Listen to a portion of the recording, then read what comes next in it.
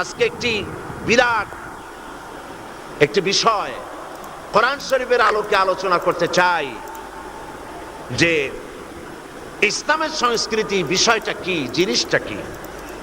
মানুষ গোড়া থেকেই তার নিজের সম্পর্কে ধারণা করে এসেছে, একটি মারাত্মক ভুল করে এসেছে গোড়া থেকে।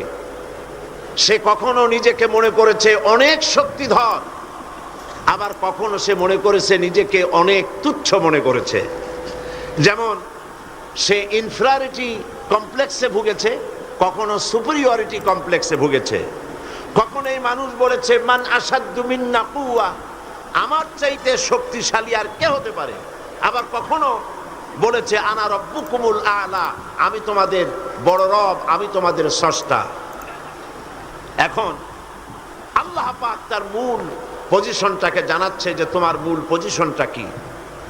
মানুষ একদিকে নিজেকে অনেক বড় মনে করেছে, আবার নিজের মতো কোনো মানুষের মধ্যে কোনো শক্তি দেখলে পরে তাকে আল্লাহর আসনে পৌঁছে দিয়েছে।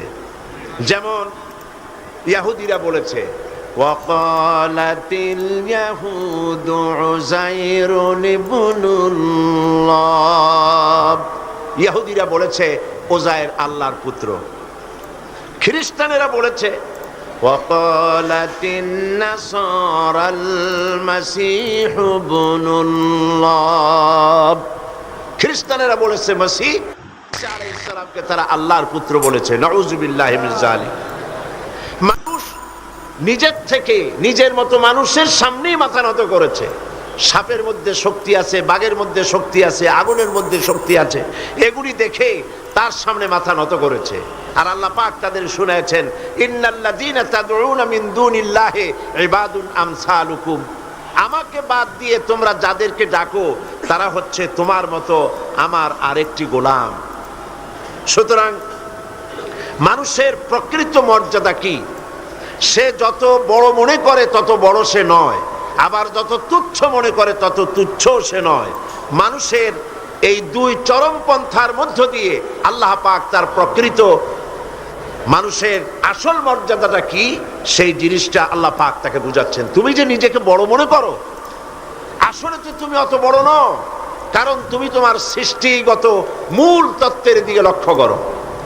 আল্লাহ রাব্বুল আলামিন কোরআনে কারীমের ভিতরে বলেছেন ফালইয়ানজুরিল ইনসানু মিম্মা খুলিক খুলিকা মিম্মা ইন দাফিকিন ইয়াখরুজু মিন বাইনিস সুলবি ওয়াত তারাইব। মানুষ কি তার সৃষ্টির কলা কৌশলের দিকে, তার সৃষ্টির দিকে সে কি লক্ষ্য করে না? তুমি তো সামান্য এক ফোঁটা পানি ছিলে, সেই এক ফোঁটা পানি থেকে, নাপাক পানি বিন্দু থেকে তোমাকে সৃষ্টি করা হয়েছে।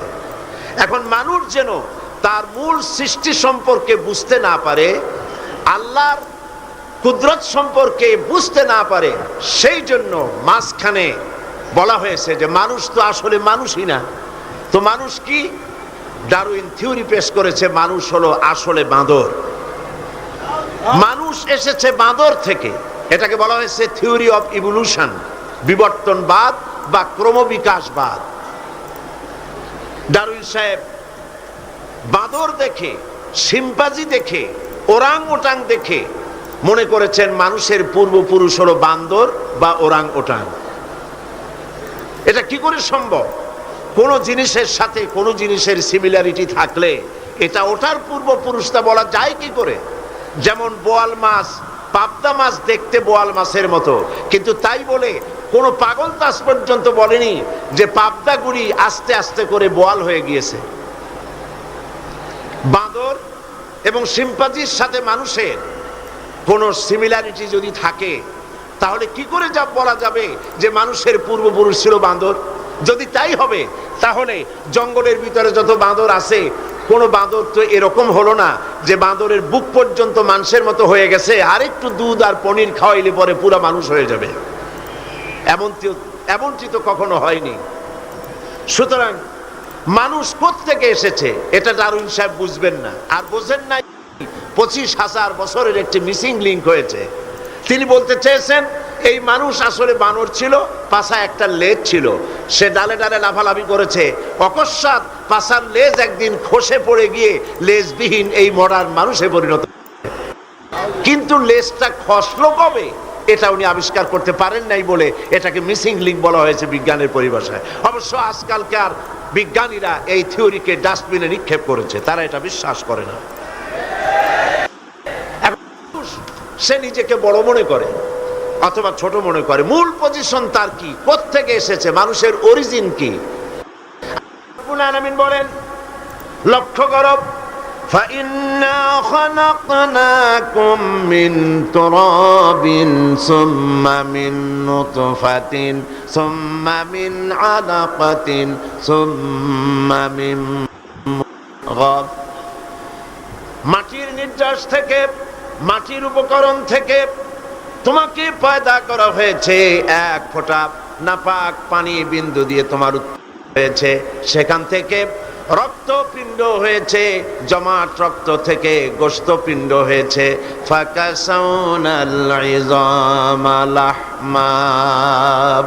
এরপরে এই গোশতপিণ্ড হাড্ডির উপরে ছড়িয়ে দিয়ে তার উপরে চামড়া দিয়ে সুন্দর এক মানুষের আকৃতি আল্লাহ বলছে দিয়েছি। এবং এইভাবে করে তোমাকে মায়ের পেট থেকে সুম্মা নুখরিজুকুম তিফলা, বাচ্চার আকারে মায়ের পেট থেকে আমি নিয়ে এসেছি। তুমি যে আজ অহংকার করো, তুমি যে আজ বলো সকল ক্ষমতার উৎস জনগণ, তুমি ক্ষমতার উৎস? আশ্চর্য কথা, তুমি ক্ষমতা হলে কি করে? তোমার অস্তিত্ব কি ছিল? এক ফোঁটা নাপাক পানি ছিল যা শরীর থেকে নির্গত পর করা ফরজ হয়ে গিয়েছিল। এরকম একটি অবস্থা থেকে আমি তোমাকে সৃষ্টি করেছি। তুমি লক্ষ্য করো তোমার সৃষ্টির দিকে। ইয়া আইয়ুহাল ইনসানু মা গাররাকা বিরাব্বিকাল কারীম আল্লাযী খালাকাকা ফাসাওয়াকা ফাআদালাক ফি আইয়ি সূরাতিন মা শাআ রাক্কাবাক। হে মানব সকল, কোন জিনিস তোমাকে তোমার রবের ইবাদত থেকে তোমাকে ফিরিয়ে দিল?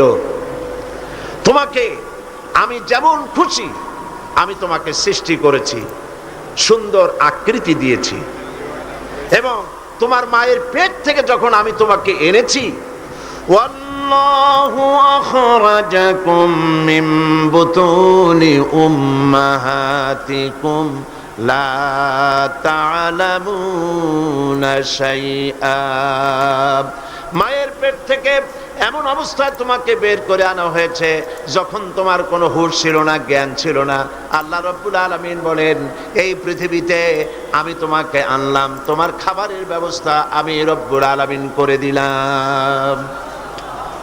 মায়ের পেটের ভিতরে যখন তুমি ছিলে সেখানে খাবারের ব্যবস্থা কে করেছে? বলুন, কে করেন? মায়ের নাভির সঙ্গে সন্তানের নাভির সাথে একটি তার লাগিয়ে দিয়ে মায়ের মাসিক অসুখকে বন্ধ করে দিয়ে এই রক্ত দিয়ে পরিপুষ্ট করেছেন আল্লাহ পাক এই সন্তানকে।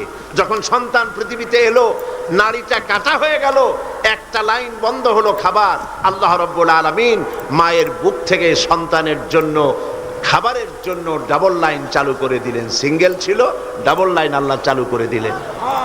তো অস্তিত্ব, তুমি তো নির্ভরশীল ছিলে, অসহায় ছিলে, তুমি নিজেকে কি করে তুমি বড় বড় করো? তোমার পৃথিবীতে যা খাচ্ছ পড়ছ সব তো আমার দান। এগুলি সব কার দান?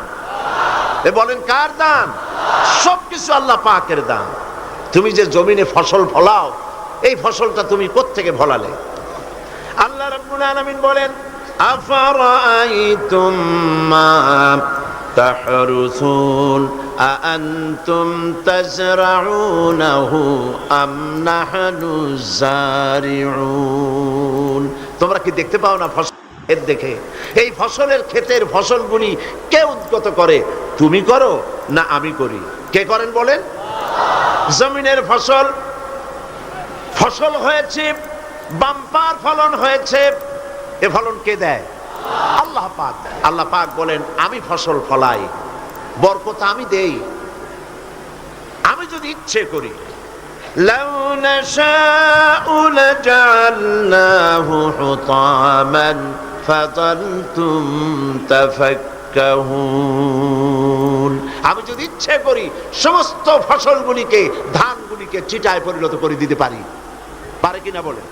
ধানের মধ্যে চাউল থাকবে না, করতে পারেন না আল্লাহ? ধানগুলি অনেক সময় আমাদের দেশে চিটা হয় না, আল্লাহ পাক বলেন আমি যদি ইচ্ছে করি ধানের মধ্যে কোনো চাউলই হবে না, সব চিটায় পরিণত করে দেব। পারবো না? পারবেন না আল্লাহ পাক? তখন তোমরা কি করবা? ধর্মঘট করবা? ধর্মঘট করবা? হরতাল করবা? তাতে আল্লাহর কিছু হবে? তখন তোমরা কি করবে? সমস্ত ফসল জুড়ে বিনষ্ট হয়ে যায়, তখন তোমরা শুধু এতটুকুনি বলতে পারবে, ইন্না লামুগরামুন বাল নাহনু মাহরুমুন। তখন তোমরা কপালে হাত মারবে আর বলবে আমরা মাহরুম হয়ে গেলাম, আমরা বঞ্চিত হয়ে গেলাম। আরে কপালে হাত মারা ছাড়া আর কিছুই করতে পারবে না। তোমরা নিজেদেরকে যে বড়াই করো, এই বড়াই কোনো কাজের নয়। মানুষের এই অসহায়ত্বের কথাগুলি আল্লাহ পাক কোরআন শরীফে এভাবে তুলে ধরেছেন। তোমরা যে বিজ্ঞানের নবনব আবিষ্কার দেখে বড়াই করতেছো, এই আবিষ্কারগুলি আমরা করছি। মানুষ সব মানুষই নাকি সব? বিজ্ঞানের আবিষ্কার দেখে কোরআনকে, আল্লাহকে, রসুলকে মানুষ অবজ্ঞা করতেছে। আসলে বিজ্ঞান মানে কি? বিজ্ঞান মানে হলো বিশেষ জ্ঞান। বিজ্ঞান মানে কি? বিশেষ জ্ঞান। তো বিশেষ জ্ঞান কি? যেমন ধরুন আমার সামনে এই মাইক, এই মাইকের মধ্যে এই সবগুলি মৌলিক উপাদান আল্লাহর। এই মাইকের যত মৌলিক উপাদান কার? বলেন সবাই কার? এর মধ্যে তামা আছে, দস্তা আছে, প্লাস্টিক আছে, লোহা আছে। মৌলিক উপাদানগুলি সব আল্লাহ। প্লেন বলেন, জাহাজ বলেন, রিক্সা বলেন, গাড়ি বলেন, যাই বলেন, মৌলিক জিনিসগুলি আল্লাহ। বিজ্ঞান বিশেষ জ্ঞানের মাধ্যমে এগুলিকে অ্যাসেম্বল করেছে। ঠিক কিনা? সত্য কিনা? তো কি দিয়া বড়াই করবা? তোমরা সাবমেরিন আবিষ্কার করেছো, তার বড়াই করবা? সাবমেরিনের অনেক আগে তো আল্লাহ তিমি মাছ বানাইয়া সাবমেরিন কেমনে চলে তা দেখাই দিছে। সাবমেরিন পানির মধ্যে ডুবে কেমনে? আমি সাবমেরিনের ভিতরে উঠছি এবং দেখেছি। সাবমেরিন তার নিজের ওজন এবং ভেতরে বেশি করে পানি নিয়ে এরপরে পানির অতল তলে ডুবে যায়। আবার যখন উঠতে চায় তখন পানি পাম্প দিয়ে উঠায় দিয়া উপরে ভেসে ওঠে। মূলত এই শিক্ষা তারা তিমি মাছের কাছ থেকে নিয়েছে। আল্লাহর বানানো সাবমেরিন। তিমি মাছের পিঠের উপরে বিরাট ডালা আছে, যখন সে ডুব দিতে চায় ডালা খুলে ফেলে, তখন পানি গল গল করে হাজার হাজার গ্যালন পানি তার মধ্যে ঢোকে। আবার যখন পানির তলা থেকে সে উঠতে চায়, পাম্প দিয়ে ডালা সরাই দিয়ে এত ফোর্স পানির উপরে ওঠে যে অন্তত সমুদ্রের মধ্যে 2-4 মাইল দূর থেকে দেখা যায় পানির ফোয়ারা। তো তোমরা কি করছো? বিজ্ঞান বড়াই করো না। তোমরা যা শিখেছো আল্লাহর কাছ থেকেই শিখেছো। আকাশে উঠছো, তোমাদের অনেক আগে পাখিরা উড়েছে, ওরা শিখাইছে। মানুষ তো ভালো, বিজ্ঞান শিখতে হয়। চলুন আমার সাথে মৌমাছির কাছে, দেখেন মৌমাছি কত বিজ্ঞান জানে। কি দিয়া বড়াই করবা? ছোট্ট মৌমাছি, এই মৌমাছির মধ্যে আল্লাহ পাক কত বিজ্ঞান দান করেছেন দেখেন। আল্লাহ রাব্বুল আলামিন বলেন, ওয়া আওহা রাব্বুকা ইলান নাহল আন ইত্তাখিযি মিনাল জিবালি বুয়ুতাও ওয়া আশ-শাজরি ওয়া মিম্মা ইয়ারুশুন। আল্লাহ পাক বলছেন, ওয়া আওহা রাব্বুকা ইলান নাহলে। মৌমাছি পৃথিবীর মানুষকে 4টা বিজ্ঞান শিখাইছে। কয়টা বিজ্ঞান? দেখুন 4টি বিজ্ঞান কি। মৌমাছি, আল্লাহ পাক বলেন আমি মৌমাছিকে, মৌমাছির উপর একটা সূরা আছে না? জোরে কোন আছে না? সূরাটার নাম কি? সূরা নাহল। মৌমাছির উপর একটা সূরা। আল্লাহ পাক বলছেন আমি মধুমক্ষিকাকে ওহী করেছি। তার মানে এই নয় যে মৌমাছির কাছে জিবরাইল পাঠাইছি। ওহী যখন নবীর ক্ষেত্রে ওহী শব্দ আসে, তার অর্থ হলো প্রত্যাদেশ। জিবরাইলের মারফতে আল্লাহ পাক ওহী পাঠান। আর যখন এই ওহী অন্য কোথাও আল্লাহ ব্যবহার করেন, তার অর্থ হয় গোপন সূক্ষ্ম ইঙ্গিত। যেমন মুসা আলাইহিস সালামের মাকে আল্লাহ পাক ওহী করেছিলেন, এখানে জিবরাইল পাঠান নাই, ইলকা করে দিয়েছিলেন। মৌমাছিকেও তার মনের মধ্যে গোপন ভাবে সূক্ষ্ম ইঙ্গিত আল্লাহ দিয়েছেন কি? আত্তাখিজি মিনাল জিবালি বুয়ুতা, পাহাড়ে বাসা বানাও, ঘর বানাও। পাহাড়ে পর্বতে। যেহেতু মধু হলো একটা মেডিসিন, মধু কি? এই মেডিসিনটা কে বানিয়েছে? আল্লাহ পাকের নির্দেশে। কে বানালো? মৌমাছি বানালো। কাজে এই মেডিসিনটা দিয়ে শুধুমাত্র গাছপালা যে দেশে আছে সেই দেশের মানুষ উপকৃত হোক, তাহলে তো সারা পৃথিবীর মানুষ পাবে না আল্লাহর এই ওষুধ। এই জন্য মৌমাছিকে বলা হচ্ছে পাহাড়ে বানাও। পাহাড় হয় মরুভূমির ভিতরে বেশি হয়, এই পাহাড়ের গায়ে গিয়ে চাক বানাও। ওয়ামিনাস সাজারে, আর গাছে চাক বানাও। ওয়ামিম্মা ইয়ারিসুন, আর বিল্ডিং এর কার্নিশের তলায় গিয়া চাক বানাও। করতে ইচ্ছা করে না, এই তিন জায়গায় চাক বানাও। এই তিন জায়গায় চাক বানাতে গিয়ে মৌমাছি 4টা বিজ্ঞান দেখাইলো। হচ্ছে কেমিস্ট্রি, অথচ মৌমাছি কোন সায়েন্স ল্যাবরেটরিতে পড়াশোনা করে নাই। কথা ঠিক কিনা? তার কেমিস্ট্রিটা কি? কার্নিশের নিচে বিল্ডিং এর গায়ের সাথে লাগানো মৌচাক আপনারা দেখছেন কিনা কোন? এটা ঝুলে থাকে, ঝুলন্ত অবস্থায় থাকে। একটা পরিপক্ক ঝুলন্ত মৌচাকে কম করে হলেও সব থেকে বেশি যা শুনেছি আধা মণ থেকে 35 কেজি, 30-35 কেজি পর্যন্ত ওজন হয়, এত মধু থাকে। এখন এই মধুটা ঝুলে আছে, এটা ঝোলাবার জন্য তার কাছে কোনো সুপার গ্লু ছিল না, কোনো আটা ছিল না।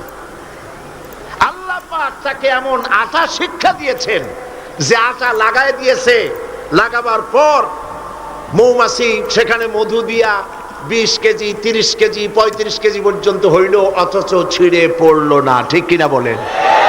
মৌচাক কার্নিশ থেকে ছিঁড়ে পড়ে গেছে এরকম দেখা গেছে নাকি? না। মৌ যখন ভরে গেল তখন মধু কেটে নিয়ে যাওয়ার পর ছেঁড়া খাতা যেমন ঝোলে ওই রকম দেখা যায়, ছেঁড়া খাতার মতো ঝুলছে, তাও পড়ে না। 6 মাস 1 বছর পর্যন্ত লেগে থাকে। ছোট্ট মৌমাছিকে এই আটা জাতীয় কেমিস্ট্রি কে শিখাইলো? এই বিজ্ঞান কে তারে শিক্ষা দিল? সুবহানাল্লাহ। এরপরে দেখুন মৌমাছির দ্বিতীয় বিজ্ঞান, ইঞ্জিনিয়ারিং টেকনোলজি।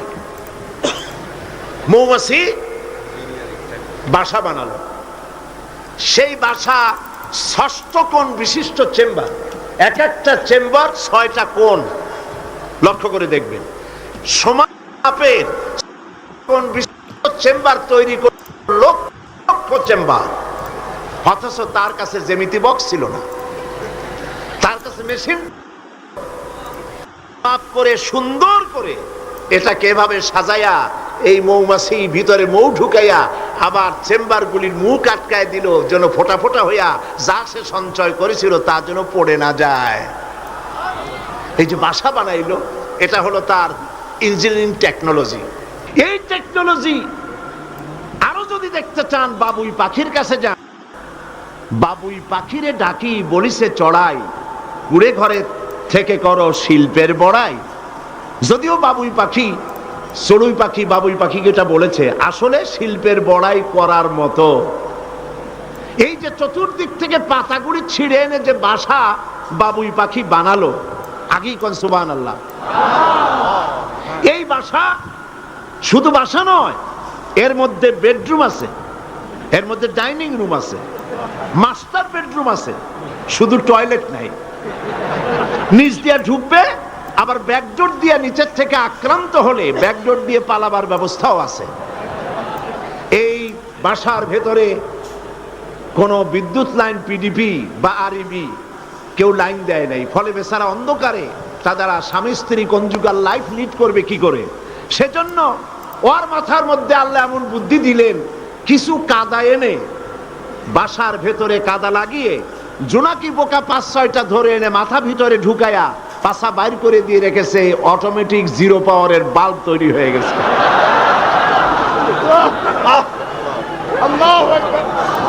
ইঞ্জিনিয়ারিং টেকনোলজি আর কারে বলে?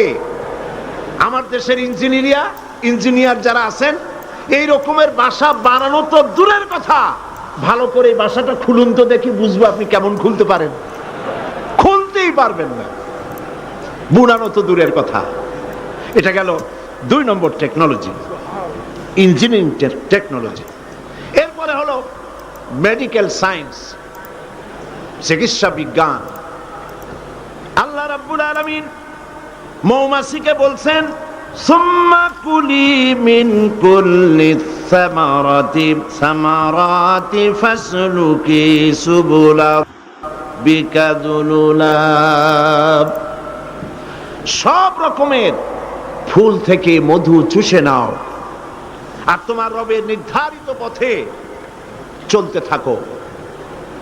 সব রকমের ফুল থেকে মধু আহরণ করে মৌমাছি আহরণ করে এক জায়গায় রাখলো, পয়জন হলো না, এটা মানুষের জন্য সেবা হয়ে গেল। আর মধু কখনো নষ্ট হয় না, কখনো পচে না। মধু যদি পিওর থাকে, ওর ভিতরে যদি আপনি কিছু না মিশান, বছরের পর বছর মধুর পিও থাকবে, নষ্ট হবে না। আলহামদুলিল্লাহ। ঔষধের পচন ক্রিয়া নষ্ট করার জন্য অ্যালকোহল ব্যবহার করা হয়। বিজ্ঞানীরা আবিষ্কার করেছেন অ্যালকোহলের কোনো প্রয়োজন নাই, বরং অ্যালকোহলের পরিবর্তে হালাল মধু ব্যবহার করলেই ঔষধের পচন ক্রিয়া নষ্ট হতে পারে। আল্লাহ পাক বলেছেন, ফিহে শিফাউল লিন্নাস, এর মধ্যে রয়েছে মানব গোষ্ঠীর জন্য সেবা, রোগের প্রতিষেধক। সুবহানাল্লাহ বিহামদিহি। এটা হলো মেডিকেল সায়েন্স। চতুর্দিক থেকে মধু সংগ্রহ করে একত্রিত করছে, পয়জন হচ্ছে না, এটা তার জন্য, মানুষের জন্য সেবা হয়ে যাচ্ছে। চতুর্থ নম্বরে মৌমাছির কাছে যে বিজ্ঞান শিখবেন সেটা হলো মেরিন বায়োলজি। আল্লাহ পাক বলছেন, ফুল থেকে মধু আহরণের জন্য তুমি চলে যাও, কিন্তু রাস্তা ভুলে যেও না, রাস্তা ভুলে যেও না।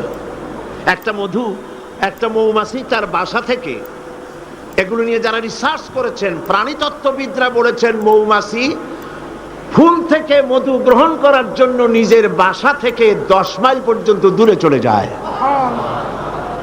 আপনারা কোনোদিন দেখেছেন কোন মৌমাছি আপনার ঘরে এসে পথ খুঁজতেছে, বাবা বাসা হারাইছি, যাবো কোন পথে, তালাশ করছে কখনো? আল্লাহ পাক বলছেন, তুমি যাবে ফুল থেকে মধু আহরণ করার জন্য, রাস্তা ভুলে যেও না। সুবহানাল্লাহ বিহামদিহি। সমুদ্রের ভিতরে নাবিকেরা যখন জাহাজ চালায়, ইনল্যান্ড রিভার লাইনে, আমাদের দেশীয় নদীগুলিতে স্টিমার যখন থাকে সামনে সার্চ লাইট থাকে, কিন্তু সমুদ্রে শিপগুলি, এদের কোনো সার্চ লাইটের দরকার নাই। সার্চ লাইট জ্বালাই দেখবে কি? পানি আর পানি, কি দেখবে? সেই জন্য তাদের জন্য প্রয়োজন হচ্ছে একটা মানচিত্র আর একটা কম্পাস। কম্পাস, মানচিত্র, রাডার, এগুলিকে ফলো করে স্টিমার, শিপগুলি মহাসমুদ্রের ভেতর দিয়ে চলে, পথ হারায় না। এবার আপনি বলেন, মৌমাছি নিজের মৌচাক, এই চট্টগ্রাম কলেজের কার্নিসের নিচে তার বাসা, মধু আহরণ করার জন্য চলে গেল। এখান থেকে 10 মাইল কদ্দূর? বদ্দার হাট নাকি হাটহাজারি গেছে মধু আনতে। ওর কাছে কোনো কম্পাস ছিল? কোন মানচিত্র ছিল? কোন মানচিত্র, কোন কম্পাস নাই। চলে গিয়েছে মৌ আনতে, আর ঠিক সেখান থেকে মধু মুখে করে এনে আবার জায়গায় পৌঁছে গিয়েছে। সুবহানাল্লাহ বিহামদিহি। হে মানুষ, তুমি কোনটা দিয়ে আল্লাহর সাথে, তুমি কি দিয়ে নিজের বড়াই করো? কোন ক্ষেত্রেই মানুষের বড়াই নয়, সমস্ত শ্রেষ্ঠত্ব, বিরাটত্ব, মহানত্ব সবটাই আল্লাহ রাব্বুল আলামিনের জন্য। জোরে সরে বলেন আল্লাহু আকবার। মানুষকে আল্লাহ পাক এই জ্ঞান দান করেছেন। আল্লাহ রাব্বুল আলামিন বলেন, মানুষের সব অসহায়ত্ব সামনে রেখে আল্লাহ পাক আরো বলেন, আফারাআইতুমুল মাআল্লাযী তাশরাবুন আনতুম আনজালতুমুহু মিনাল মুজনি আম নাহনুল মুনজিলুন। এই যে তোমরা পানি পান করো, এই পানি আকাশ থেকে নাজিল করে, তুমি করো না আমি করি? প্রশ্ন কিন্তু আমার না, প্রশ্ন কার? বলেন সবাই। এই যে পানি পান করো, এই পানি আকাশ থেকে কে নাজিল করে? তুমি করো না আমি করি? এই পানি আল্লাহ কোত্থেকে নিলেন? সমুদ্রের পানিগুলিকে বাষ্পীয় আকারে উত্থিত করে মেঘমালায় পরিণত করে সেই নোনা পানিগুলিকে, এর লবণাক্ততা দূর করে আল্লাহ পানিটা যে নাজিল করলেন, সেটা কি লোনা না মিষ্টি?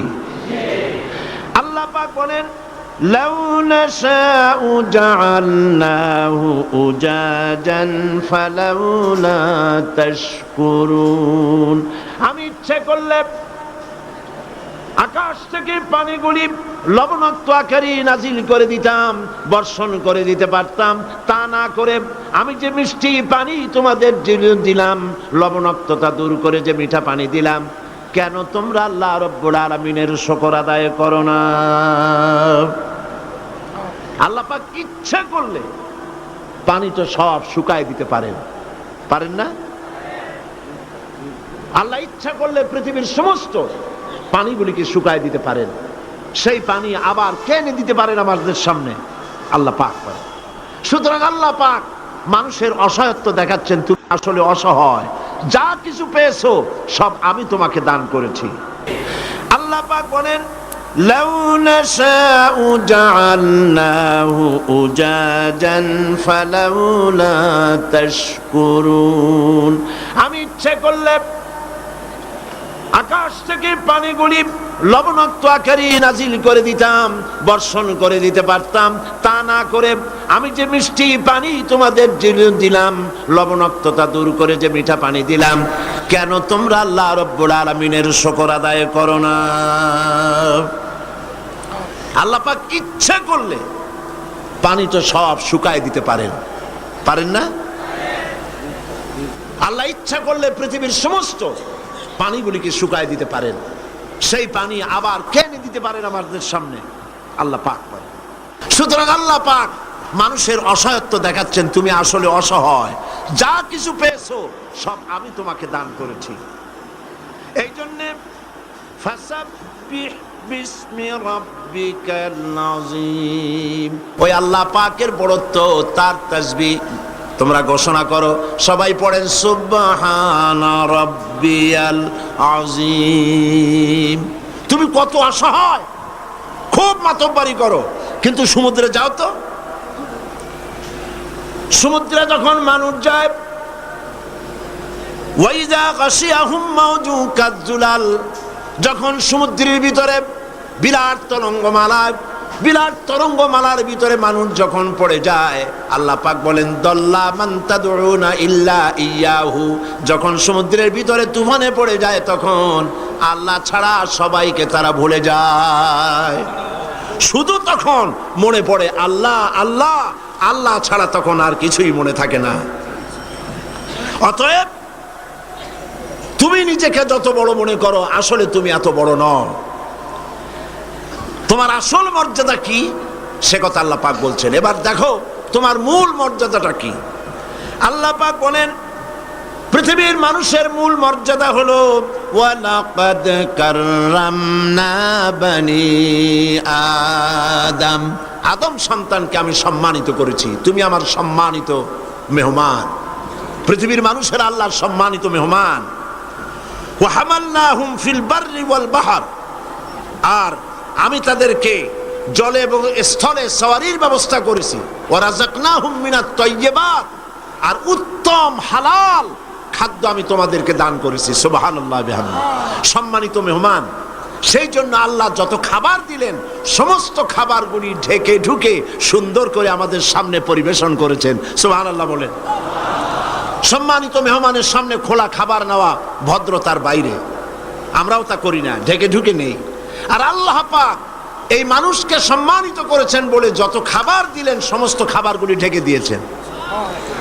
আম আল্লাহ কভার করেছেন, কাঁঠালকে কভার করেছেন, কলাকে কভার করেছেন, বেলকে কভার করেছেন। যত খাবার দিলেন সমস্ত খাবারগুলিকে রব্বুল আলামিন কভার করে, সম্মান করে, সুন্দর করে ঢেকে ঢুকে মানুষের সামনে পেশ করলেন।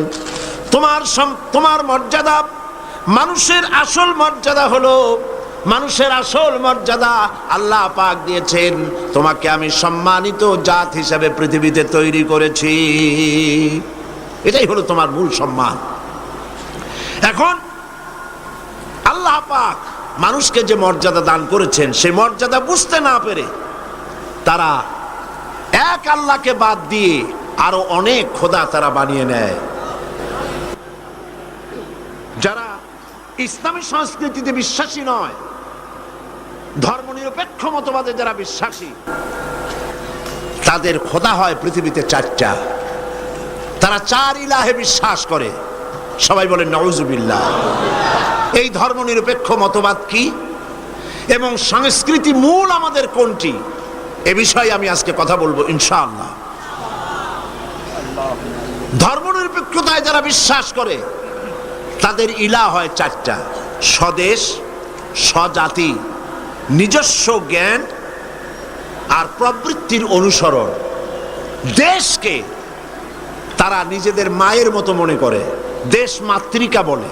আমরা দেশকে মা বলি না, মাতৃভূমি বলি, জন্মভূমি বলি, কিন্তু একথা আমরা বলি না ও মা তোমার তরে ঠেকাই মাথা। এই কথা কি আমরা বলি? এটা আমাদের কথা নয়।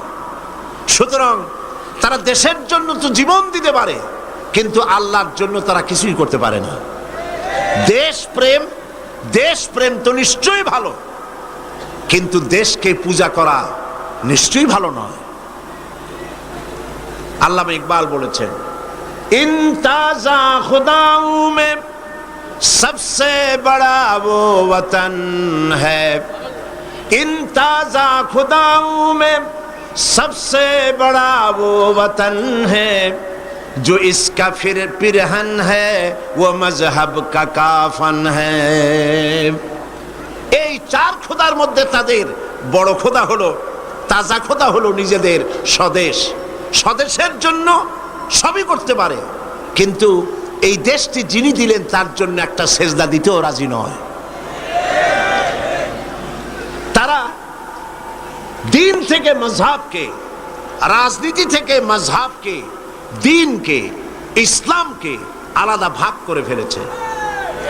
বিশ্বকবি এর জন্য বলেছেন, কওম মজহব সে है मजहब जो नहीं तुम भी नहीं, कौम मजहब से है मजहब जो नहीं तुम भी नहीं, जज्बे बाहम जो नहीं महफिल अंजुम भी नहीं। ধর্মেতে হয় জাতির গঠন, ধর্ম নাই তো তুমিও নাই, নাইকো যদি মাধ্যাকর্ষণ, গ্রহ সূর্য ভূমিও নাই। ধর্ম দিয়ে একটি জাতির গঠন হয়, একটি জাতির গঠন হবে ধর্ম দিয়ে। যদি জাতি থেকে ধর্মকে বিচ্ছিন্ন করা হয় সেটা ঠিক সেইভাবে টিকতে পারে না। যেমন ল অফ গ্র্যাভিটেশন, মাধ্যাকর্ষণ শক্তি আছে বলেই চন্দ্র, সূর্য, গ্রহ, নক্ষত্র, সৌররাজি সব একটার সাথে আরেকটা আকর্ষিত হয়ে আছে। মাধ্যাকর্ষণ শক্তি না থাকলে সব যেমন ধ্বংস হয়ে যায়, যদি না মাযহাব যদি না থাকে তাহলে সেখানে মানুষও বাঁচতে পারে না, তাদের ইজ্জত নিয়ে, তাদের সম্মান নিয়ে টিকতে পারে না। এই জন্য মানুষের মূল পজিশন সম্পর্কে আল্লাহ পাক বলছেন, দেখো তোমার পজিশনটা কি। তোমার পজিশন হলো, প্রথম মানুষের ব্যাপারে আল্লাহ তার পজিশন বলে দিয়েছেন, ওয়া ইজ ক্বালা রাব্বুকা লিল মালাইকাতি ইন্নী জাইলুন ফিল আরদি খলিফা। আমি খলিফা প্রেরণ করব, আমি প্রতিনিধি পাঠাবো। খলিফা বলতে আমাদের দেশে অনেক ক্ষেত্রে খলিফা মনে করে দর্জিকে, যারা জামা সেলাই করে। কোত্থেকে এই অর্থ আসলো আমি জানি না। তো আল্লাহ পাক কি দুনিয়ায় খলিফা দর্জি পাঠাবেন এই কথা কি বলেছেন নাকি? খলিফা হচ্ছে প্রতিনিধি, রিপ্রেজেন্টেটিভ। প্রতিনিধি তিনি প্রতিনিধিত্ব করবেন, মালিকানার দাবি করবেন না। পৃথিবীতে সমস্ত মানুষগুলিকে আল্লাহ পাক প্রতিনিধি হিসাবে পাঠিয়েছেন, কিন্তু প্রতিনিধি হয়ে যদি মালিকানার দাবি করে বসে এবং আইন নিজের ইচ্ছে মতো চালাতে চেষ্টা করে, তখনই আল্লাহ রাব্বুল আলামিন নারাজ হয়ে যান। আল্লাহ পাক বলেছেন, ইনিল হুকমু ইল্লা লিল্লাহ। আইন চলবে কার? আলা লাহুল খালকু ওয়াল আমর। সৃষ্টি যার, আইন চলবে সেই আল্লাহ রাব্বুল আলামিনের। আল্লাহর আইন চলবে পৃথিবীতে, কারো পিতার আইন চলবে না, কারো নিজের আইন চলবে না, কারো বানানো আইন চলবে না। আইন চলবে কার? বলেন, এই পৃথিবী কার? এই মানুষগুলি কার? আকাশ কার? জমিন কার? আইন চলবে কার? একমাত্র আল্লাহ পাকের আইন দিয়েই পৃথিবীতে শান্তি প্রতিষ্ঠা হতে পারে। আর সেই আল্লাহর আইনকে ইমপ্লিমেন্ট করার জন্য, ওইটাকে চালু করার জন্য আল্লাহ পাক মানুষকে খলিফা বানিয়েছেন। তুমি আমার প্রতিনিধি, আমার আইনকে কার্যকরী করার জন্য পৃথিবীতে তোমাকে পাঠানো হলো। এই দায়িত্ব পালন করবে পৃথিবীর মানুষেরা, তারা আল্লাহ পাকের এই আইন চালু করবে। আর এই পৃথিবীতে আল্লাহর আইন দিয়ে মানুষ পরিচালিত হতে পারবে শান্তিপূর্ণভাবে। মানুষের তৈরি করা আইন দিয়ে শান্তি পাবে না, মানুষ ইনসাফ করতে পারবে না। কারণ হচ্ছে এই আল্লাহর আইন আর মানুষের আইনের মধ্যে পার্থক্য দেখুন। আপনি যদি কাউকে, এই চট্টগ্রাম শহরের কাউকে যদি আপনি 50,000 কমলা দিলেন, এই কথা বলে যে এই কমলাগুলি চট্টগ্রাম শহরের 8 বছরের নিচে বাচ্চাদেরকে একটা একটা করে আপনি বিতরণ করবেন, এই কথা বলে যখন তাকে যাওয়া হলো, তিনি যখন এই কমলাগুলি বিতরণ করতে যাবেন, তখন দেখলেন যে এই ছেলেদের মধ্যে তার নিজের ছেলে আছে, তার ছেলে আছে, তার ভাইয়ের ছেলে আছে। এইটা যখন দেখবেন, তখন অন্যের ছেলের চাইতে নিজের ছেলেকে, বোনের ছেলেকে 2-4টা বেশি দিতে ইচ্ছে করবে নাকি? করবে কিনা? সামান্য কমলা বিতরণ করতে গিয়ে যদি এই রকমের পক্ষপাতিত্ব, দলীয়করণ, আত্মীয়করণ ইত্যাদি করতে যদি ইচ্ছে করে, তাহলে এমন লোকদের হাতে আইন তৈরি করতে দিলে তারা তো সমস্ত মানুষের উপরে ইনসাফ কিছুদিন করতে পারবে না। সেই জন্য আল্লাহ রাব্বুল আলামিন আইন তৈরি করার দায়িত্ব নিজেই নিয়েছেন। আইন আল্লাহ পাকের, সে আইনের কিতাবের নামই হচ্ছে কোরআন। এই আলোচনার দ্বারা বোঝা গেল ইসলামী সংস্কৃতির মূল প্রতিপাদ্য হচ্ছে জীবনের সকল ক্ষেত্রে আইন চলবে আল্লাহ পাকের। গান বাজনাই শুধু সংস্কৃতি নয়, সংস্কৃতি হচ্ছে জীবনের আচার অনুষ্ঠান, সবকিছু। একটি জাতির বেঁচে থাকার প্রাণ শক্তি তার সংস্কৃতি। এই সংস্কৃতি মানব জীবনের এক অপরিহার্য অংশ। কিন্তু আমাদের দেশে সংস্কৃতির নামে মানুষের ধর্মীয় পরিচিতিকে বিগড়ে ফেলানো হয়েছে। যেমন যেমন আমাদের দেশে বর্ষবরণ, পয়লা বৈশাখ, বর্ষবরণের ব্যাপারে, পয়লা বৈশাখের ব্যাপারে আমাদের কোনো আপত্তি নাই। পয়লা বৈশাখ মানুষ দোয়া করেন, কোরআন শরীফ পড়েন, দরুদ পড়েন, দোয়া করেন। আপনি বার্ষিক হিসাব কিতাব চালু করেন, ব্যবসার হিসাব কিতাব করেন, বছরের প্রথম দিন, বাংলা বর্ষের প্রথম দিন, কোনো অসুবিধা নাই। কিন্তু এই বর্ষবরণকে কেন্দ্র করে যে অপসংস্কৃতির চর্চা হচ্ছে, আমরা এটারই বিরোধিতা করি। কথা বুঝে আসছে কিনা? কিন্তু এক শ্রেণীর বুদ্ধিজীবী, তথাকথিত বুদ্ধিজীবী মানে পরজীবী, বুদ্ধিজীবী তো বোঝেন কারে কয়? যারা মাছ বিক্রি করে খায় তাদের বলে মৎস্যজীবী। যারা কৃষি কর্ম করে কৃষি উৎপন্ন, কৃষিজাত উৎপন্ন দ্রব্য পণ্য বিক্রি করে যারা খায় তাদের বলে কৃষিজীবী। আর যারা নিজেদের বিবেক বুদ্ধিকে ভারতের কাছে বিক্রি করে বিবৃতি দেয় দেশের বিরুদ্ধে, এরা হলো বুদ্ধিজীবী। এরা এরা কি করলো দেখেন, বর্ষবরণে আমরা আপত্তি করি না। আপনি বছরের প্রথম দিন আল্লাহ আল্লাহ করবেন, অসুবিধা কি? আপনি মুনাজাত করেন, আয় আল্লাহ বিগত বছরে যত গুনাহ করছি, এই যে পয়লা বৈশাখ আসতেছে না, আপনি বলেন আল্লাহ এই গত বছর যত গুনাহ করেছি মাফ করে দাও, আগামী বছরটা, নতুন বছরটা আমার জন্য ভালো করো। এই ধরনের দোয়া করলে ভালো হইতো না? আচ্ছা, তা না করা হলো, মঙ্গল প্রদীপ জ্বালানো হলো, রাখি বন্ধন বাঁধা হলো, উলুধ্বনি দেওয়া হলো, কপালে তিলক পরা হলো, মেয়েদের গালে যুবক ছেলেরা উল্কি আঁকায় দিল। এটা কি আমার সংস্কৃতি? বলেন, এটা আমার সংস্কৃতি? প্রিয় ভাই সব, অপসংস্কৃতি। বিশ্ব ভালোবাসা দিবস, আচ্ছা আপনারা বলেন, বিশ্ব ভালোবাসা দিবস, বিশ্ব ভালোবাসা দিবস উদযাপন ওরা শুরু করেছে। বিশ্ব ভালোবাসা দিবস পালনের মুসলমানের কোনো দরকার নাই। আচ্ছা কেন নাই? আপনারা তো আন্দাজই কইলেন ঠিক। নাই কেন? নাই এই জন্য ইসলামের জন্মই হয়েছে ভালোবাসা দিয়া। সুবহানাল্লাহ। আল্লাহ পাকের নবী বলেছেন আদ-দীন ওয়ান নাসিহা, দিন হলো ভালোবাসা, কল্যাণ কামনা করা। মাকে কতটুকুন ভালোবাসতে হবে, পিতাকে কতটুকুন ভালোবাসতে হবে, স্ত্রীকে কিভাবে ভালোবাসতে হবে, সন্তানকে কেমনে ভালোবাসতে হবে, এই ভালোবাসা শিখিয়েছে ইসলাম।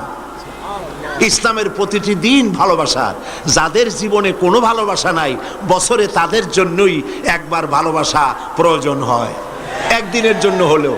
যারা সারা বছরে পান্তা ভাত খায় না, অন্তত একদিনের জন্য হলেও রমনা বটমূলে গিয়ে এক থাল পান্তা খাওয়া তাদের জন্যই জরুরি। বন্ধুগণ, এর নাম সংস্কৃতি নয়, এর নাম অপসংস্কৃতি। এর নাম কি? অপসংস্কৃতি। প্রিয় ভাইয়েরা, এভাবে করে ভালোবাসা দিবস, বসন্ত দিবস, পৌষ মেলা, আবার কবে না জানি শুনতে হয় উৎসব। এই সব উৎসব ভালোবাসা উদযাপনের সাথে ইসলামের কোনো সম্পর্ক নাই, পরিষ্কার কথা। এরপরে আমার একটি বক্তব্য নিয়ে তারা পত্রপত্রিকায় অনেক লিখেছেন, আমি আজকে সেই কথা পরিষ্কার করতে চাই। এটিও একটি অপসংস্কৃতি। আমি বলেছি অমুসলিমদের জন্য তাদের উপাসনালয় একটার জায়গায় 50টা মূর্তি বানালেও ইসলামের কোনো বক্তব্য নাই, তারা তাদের পূজা করবে, আপত্তি নাই। কিন্তু এই দেশে তো আমরা মুসলমান বাস করি। আমরা কারা? এদেশের বৃহত্তর জনগোষ্ঠী মুসলমান। আমাদের ট্যাক্স, আমাদের রেভিনিউ নিয়ে, আমাদের কর নিয়ে মুসলিম সরকার রাস্তায় রাস্তায় পথে ঘাটে মূর্তি নির্মাণ করবে, এটা তো হতে পারে না। শুনেন, আবার শুনুন, ভাস্কর্যের নামে যা খুশি বানান, মূর্তি বানাবেন না। কোরআন হারাম করেছে, রাসূলুল্লাহ হারাম করেছেন। আপনি যদি মুসলমান হন, আমার কথার সাথে একমত হতে হবে। দুনিয়ার সমস্ত আলেম একমত, মুসলমানেরা মূর্তি বানাইতে পারবে না, হারাম, হারাম। ভাস্কর্যের নামে যা খুশি বানান, মূর্তি বানাবেন না। নবীকে জিজ্ঞেস করা হয়েছে, লিমা বুইস্তা, কেন পৃথিবীতে আপনাকে পাঠানো হয়েছে? এর জবাবে হুজুর বলেছেন, বুইস্তু লিকাসরিল আসনাম, প্রেরিত হয়েছি পৃথিবীতে মূর্তি ধ্বংস করার জন্য। এ কথা কার? আল্লাহ পাকের। সুতরাং আপনারা পত্র পত্রিকায় যারা লেখেন, ফিচার লেখেন, কলাম লেখেন, নিজেদের রক্ত সম্পর্কে চিন্তা করেন। নিশ্চয়ই একজন মুসলমান পিতা আপনাকে জন্ম দিয়েছেন, নিশ্চয়ই আপনি একজন মুসলমান মায়ের গর্ভে ছিলেন। আপনি ইসলামকে শ্রদ্ধা করতে শিখুন, কোরআন এবং হাদিসের মতকে সম্মান করতে শিখুন, এটাই হলো মূল কথা। সুতরাং ইসলাম সংস্কৃতির নামে অপসংস্কৃতিকে ঘৃণা করে বন্ধ করতে চায়। ইসলামী সংস্কৃতির উদ্দেশ্য তানসেন বানানো নয়। ইসলামী সংস্কৃতির উদ্দেশ্য চার্লি চ্যাপলিন বানানো নয়। ইসলামী সংস্কৃতির উদ্দেশ্য মাইকেল জ্যাকসন বানানো নয়। ইসলামী সংস্কৃতির উদ্দেশ্য হচ্ছে আবু বকর, ওমর, ওসমান, আলী, হুসাইন ইবনে আলী, ফাতেমা, রাবেয়া বসরি, এই সব মানুষ তৈরি করাই হচ্ছে ইসলামী সংস্কৃতির মূল লক্ষ্য। কিন্তু এই পথে চূড়ান্ত বাধা হচ্ছে ধর্মনিরপেক্ষ মতবাদ। মতবাদগুলোর মধ্যে ধর্মনিরপেক্ষ মতবাদ হচ্ছে ইসলামের বিরুদ্ধে পরিচালিত এক নিকৃষ্ট মতবাদ। ধর্মনিরপেক্ষ মতবাদ এর ইংরেজি হচ্ছে সেকুলারিজম, আর সেকুলারিজমের অর্থই হলো ধর্মহীনতা। আমি পার্লামেন্টে ধর্মনিরপেক্ষতার উপরে বক্তব্য রেখেছিলাম, যারা আপনারা শুনেছেন। ডিকশনারিতে এর অর্থ কি এবং এর ক্ষতিকর দিকগুলি কি, কোরআন হাদিস ধর্মনিরপেক্ষ মতবাদ সম্পর্কে কি বলে, আমি সেগুলিকে পরিষ্কার করে তুলে ধরেছি পার্লামেন্টে। ধর্মনিরপেক্ষ মতবাদ এটি বিগত 250 বছর আগে একটি প্রতিষ্ঠিত আদর্শ হিসাবে দুনিয়ায় পরিচিতি লাভ করেছে। মুসলিম দেশগুলির মধ্যে সর্বপ্রথম কামাল পাশা তুরস্কে এটাকে আমদানি করে, এবং এই মতবাদ দিয়ে আরবি ভাষা সে তার দেশে হারাম করে দিয়েছিল। কামাল পাশা আরবি ভাষা নিষিদ্ধ করেছে, হেজাব নিষিদ্ধ করেছে, মসজিদের আজান নিষিদ্ধ করে দিয়েছিল। এই ধর্মনিরপেক্ষ মতবাদ 1972 সনে আমাদের দেশের সংবিধানে তদানীন্তন সরকার 1972 সনে সর্বপ্রথম ধর্মনিরপেক্ষ মতবাদকে সংযোজন করেছিলেন। আমার দেশের বৃহত্তর জনগোষ্ঠী মুসলমান, এই এত মুসলমানের দেশে যে সংবিধানটা তৈরি হলো তার শিরোনামে বিসমিল্লাহ ছিল না। তারা একটা দলিলও পেশ করে, এই যে মৌলানা মৌলবীরা খালি ধর্মনিরপেক্ষ মতবাদের বিরুদ্ধে কথা কয়, তারা কি জানে না যে বুখারী শরীফে আছে লাকুম দিন দিন। এরা মনে করে, তখন অনুসারীরা মনে করে মাশাআল্লাহ এইটা আমাদের নেতা নেত্রীরা ভালোই তো কোরআন জানে, কিন্তু হাইকোর্ট দেখাইছে তা ঠিক পায় নাই। লাকুম দিনুকুম ওয়ালিয়া দিন, এইটা কি? এইটা কার কথা? এটা কি বুখারীর কথা? আল্লাহর কথা। এই কথা কোন সূরার মধ্যে আছে? সূরা কাফিরুন। এর প্রেক্ষাপট কি? এই সূরার প্রেক্ষাপট হচ্ছে কাফেরেরা বলছিল মুহাম্মদ সাল্লাল্লাহু আলাইহি ওয়াসাল্লাম আসো আর ঝগড়াঝাটি মারামারি এইসবের মধ্যে না যাইয়া ধর্মের ব্যাপারে আমরা একটা সমঝোতায় আসি। কি সমঝোতা? কিছুদিন আমরা তোমাদের মসজিদে গিয়া তোমার আল্লাহরে কয়েকটা সেজদা দেব, আর তোমরা কয়েকদিন আমাদের মূর্তিগুলোর সামনে একটু প্রণাম জানাবা। ধর্মকে আমরা এইভাবে 50-50 করে দিই। আল্লাহ রাব্বুল আলামিন কাফেরদের এই প্রস্তাবকে সামনে রেখে আল্লাহ আলামিন এই সূরা নাজিল করলেন, কুল ইয়া আইয়ুহাল কাফিরুন লা আ'বুদু মা তা'বুদুন। হে কাফেরেরা বলুন, হে কাফেরেরা তোমরা যার ইবাদত করো আমরা তার ইবাদত করি না, আবার আমরা যার ইবাদত করি তোমরা তার ইবাদত করো না। সুতরাং লাকুম দীনুকুম ওয়ালিয়া দীন, তোমাদের জন্য তোমাদের ধর্ম আর আমাদের জন্য আমাদের ধর্ম। তার মানে এখানে তো নিরপেক্ষতার কথা বলা হলো না, এখানে তো পক্ষের কথা। তোমরা ধর্মের থাকো, আমরা আমাদের ধর্মের পক্ষে থাকি। এবার এই ধর্মনিরপেক্ষ মতবাদের উপরে চূড়ান্ত কথা শুনুন আল্লাহর কাছে। কার কাছে? ধর্মকে, জীবনকে দুই ভাগ করার কোনো উপায় নাই, কোনো উপায় নাই। কোরআনে কারীমে আল্লাহ পাক বলেন, আফাতুমিনুনা বিবাদিল কিতাবি ওয়া তাকফুরুনা বিবাদ। তোমরা কোরআনের কিছু কথাকে করবে স্বীকার আর কিছুকে করবে অস্বীকার। ফামা জাযাউ মান ইয়াফআলু যালিকা মিনকুম ইল্লা খিজয়ুন ফিল হায়াতিদ দুনিয়া। তোমরা জেনে রেখো, যদি তোমরা কিছু কথাকে মানো আর কিছুকে অস্বীকার করো, এ কাজ যারাই করবে পৃথিবীর জীবনে তোমাদেরকে লাঞ্ছনা দেব এবং কিয়ামতের দিন চূড়ান্ত শাস্তি তোমাদেরকে দেওয়া হবে। ধর্মনিরপেক্ষ মতবাদের মূল কথাই হলো নামাজ রোজা হজ যাকাত করব আমরা আমাদের ইচ্ছে মতো, আর রাজনীতি ধর্ম আমার ব্যক্তিগত ব্যাপার, রাজনীতি, অর্থনীতি, সমাজনীতি, নির্বাচন ইত্যাদি যা কিছু সব করব আমরা আমার ইচ্ছে মতো, আর ধর্ম আমার ব্যক্তিগত ব্যাপার। এই রকমের জীবনকে দ্বিধা বিভক্ত করার কোনো গুঞ্জাইশ, কোনো সুযোগ কোনো মুসলমানকে দেওয়া হয় নাই। আপনারাই চিন্তা করেন, ওরা ধর্মনিরপেক্ষ মতবাদের লোকেরা, ওরা আল্লাহ এবং রসুলের উপরে 144 ধারা জারি করছে।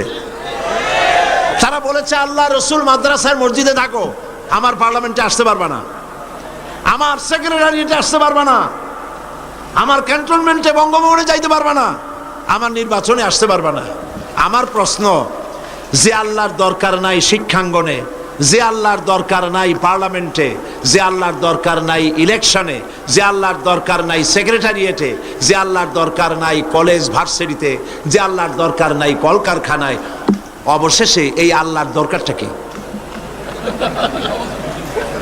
নাউযুবিল্লাহি মিন যালিক। মুসলমান সকলের চিন্তা খুলুক, বলেন আমিন। সকলের মন মানসিকতা উন্মুক্ত হোক, বলুন আমিন। মুসলমান তার জীবনকে দুই ভাগ করতে পারবে না, কখনোই না। যার কথা মতো মাগরিবের নামাজ পড়েছি, যার কথা মতো সারা নামাজ পড়বো, তার কথা মতো রাষ্ট্র পরিচালনা করব, যার কথা মতো যাকাত দেই তার কথা মতোই আমি ব্যাংক পরিচালনা করব, যার কথা মতো হজ করি, যার কথা মতো নামাজ পড়ি, তার হুকুম মতো তার আইন মতো ব্যক্তি, পরিবার, সমাজ ও রাষ্ট্রকে যদি পরিচালনা করতে পারি, এর নাম হলো ইসলামের মধ্যে পরিপূর্ণ দাখিল হয়ে যাওয়া।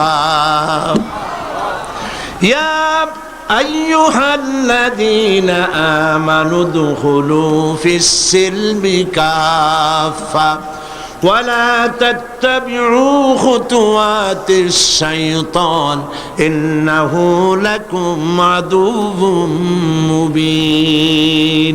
হে বিশ্বাসীরা, তোমরা যারা ঈমান এনেছো শোনো, ইসলামের মধ্যে পরিপূর্ণরূপে প্রবেশ করো। আমরা পরিপূর্ণ প্রবেশ করতে পারছি? আমি অনেক সময় দৃষ্টান্তটা এভাবে দেই, একটা কোট, একটা শেরওয়ানি, একটা হাতের মধ্যে হাত ঢুকাইয়া বাকিটা পিঠের উপরে যদি ভালায় রাখে কেউ, কোটটা গায়ে দিছে, এ কথা কেউ বলবে? বলেন বলবে? মসজিদের বাইরে দাঁড়াইয়া জানলা দিয়া কল্লাটা ঢুকাই দিল, বডিটা বাইরে, কেউ কি বলবে যে মসজিদের মধ্যে ঢুকছে? একটা পায়জামা বা প্যান্ট বা ট্রাউজার, এর একটার মধ্যে ঠ্যাং একটা ঢুকাইয়া বাকিটা রাস্তায় টানতে টানতে আনতেছে, কেউ কি বলবে যে প্যান্ট পরছে? বলবে না। অনুরূপ ভাবে নামাজ পড়েন, রোজা রাখেন, কিন্তু ব্যাংকের সাথে সুদি লেনদেন করেন। নামাজ পড়েন, রোজা রাখেন, কিন্তু ব্যবসায় ওজনে কম দেন, খাদ্যে ভেজাল দেন। নামাজ পড়েন, রোজা করেন, গভর্নমেন্টকে ইনকাম ট্যাক্স ফাঁকি দেন। নামাজ পড়েন, রোজা রাখেন, হজ করেন, যাকাত দেন, বউকে পর্দায় রাখেন না। নামাজ রোজা করেন, আবার আরেক দিকে মদ, জুয়া ইত্যাদি সাথে নিত্য সঙ্গী। এই যদি হয় অবস্থা, ইসলামের মধ্যে পরিপূর্ণ দাখিল হওয়া হয় নাই বলেই আল্লাহ পাক বলেছেন, কালেমা যখন পড়েছ পরিপূর্ণরূপে ইসলামের মধ্যে দাখিল হয়ে যাও। আল্লাহ পাক আমাদেরকে ইসলামের মধ্যে পরিপূর্ণ দাখিল হওয়ার তৌফিক দান করুন বলি আমি। এখন মুনাজাত হবে, মুনাজাতের জন্য দাঁড়ানো ভাইরা সব বসে। আল্লাহুম্মা আমিন।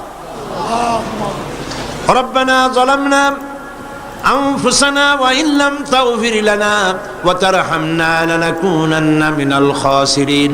আয় আল্লাহ তাআলা, লাখ লাখো মুসলমান নরনারী, দীর্ঘক্ষণ ধরে আমরা তোমার দ্বীনের কথা, কোরআনের কথা শুনেছি।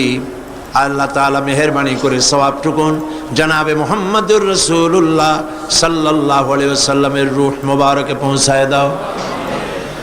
আমাদের মধ্য থেকে যাদের মা বাপ দুনিয়া থেকে বিদায় হয়ে গেছে, আল্লাহ দয়া করে কবরগুলিকে জান্নাতের টুকরায় পরিণত করে দাও। আমাদের বন্ধু বান্ধব, আত্মীয় স্বজন যার যা মারা গেছে, প্রত্যেকের রুহের পরে সওয়াব পৌঁছায় দাও। রব্বুল আলামিন, সারা জীবন যত গুনাহ করেছি, আমাদের জিন্দেগীর সকল গুনাহ খাতা মাফ করে দাও। রব্বুল আলামিন, আমাদের প্রিয় জন্মভূমি বাংলাদেশ, এই জমিন আমাদের জন্য তোমার দেওয়া বিশেষ নিয়ামত। আয় আল্লাহ, এই দেশের হেফাজত, এদেশের স্বাধীনতার সার্বভৌমত্ব কিয়ামত পর্যন্ত তুমি অক্ষুণ্ণ রাখো। সন্ত্রাস মুক্ত, দুর্নীতি মুক্ত একটি দেশ আমাদেরকে উপহার দাও। এমন পরিবেশ তুমি তৈরি করে দাও যাতে করে তোমার কোরআন সুন্নাহ এদেশে পরিচালিত হতে পারে। রব্বুল আলামিন, মা বোনেরা প্রতিদিন কষ্ট করে আসেন, আল্লাহ মা বোনদের জিন্দেগির গুনাহ খাতা মাফ করে দাও। রব্বুল আলামিন, আয় আল্লাহ, तमाम পৃথিবীতে মুসলমানেরা যত দেশে বিপদে মুসিবতে আছে, প্যালেস্টাইনের মুসলমান, কাশ্মীরের মুসলমান, আয় আল্লাহ, সোমালিয়া সুদানের মুসলমান, ইরিত্রিয়ার মুসলমান, আলজেরিয়া, চেচনিয়া, বসনিয়ার মুসলমান, বার্মার মুসলমান, যত জায়গায় বিপদে আছে আল্লাহ তুমি তাদের সাহায্যকারী, হামি ও নাসির হয়ে যাও। আয় আল্লাহ, আমাদের অপরাধের কারণে, আমাদের গুনার কারণে আমাদের উপরে তুমি নারাজ হয়েছো, আল্লাহ তুমি দয়া করে আমাদেরকে ক্ষমা করে দাও। রব্বুল আলামিন, মুসলমানদের উপরে तमाम পৃথিবীর চতুর্দিক থেকে বিপদ ঘনায় আসতেছে। আল্লাহ, আমরা তোমার কাছে আশ্রয় চাই। সিত্রুল আরশে মাসবুলুন আলাইনা ওয়া আইনুল্লাহি নাজিরাতুন ইলাইনা বিহাউলিল্লাহি লা ইয়াকদিরু আলাইনা। আল্লাহুম্মা ইয়া মুনজিলাল কিতাব ওয়া মুজরিয়াস সাহাব ওয়া সারিয়াল হিসাব হাজিমিল আহজাব আল্লাহুম্মা হজিমহুম ওয়া জালজিলহুম ওয়ানসুরনা আলাইহিম। হে আল্লাহ তাআলা তুমি মুসলমানদেরকে সাহায্য করো। আল্লাহুম্মা জিদনা ওয়া লা তানকুসনা ওয়া আকরিমনা ওয়া লা তুহিন্না ওয়া আকরিমনা ওয়া লা তুহিন্না ওয়া আকরিমনা ওয়া লা তুহিন্না ওয়া আতিনা ওয়া লা তাহরিমনা ওয়া আথিরনা ওয়া লা তুসির আলাইনা ওয়া আরদিনা ওয়ারদা আন্না ইয়া কারীম ইয়া রাব্বাল আলামিন। আল্লাহুম্মা আইজ্জাল ইসলাম ওয়াল মুসলিমিন আল্লাহুম্মা আহলিকিল কাফারাতা ওয়াল মুবতাদিআতা ওয়াল ইয়াহুদা ওয়াল হুনুদা ওয়ান নাসারা ওয়াল মুশরিকিন। আল্লাহুম্মা শাত্তিত শামলাহুম আল্লাহুম্মা মাযজিক জামাআহুম আল্লাহুম্মা দাম্মির দিয়ারাহুম আল্লাহুম্মা আনসুর মান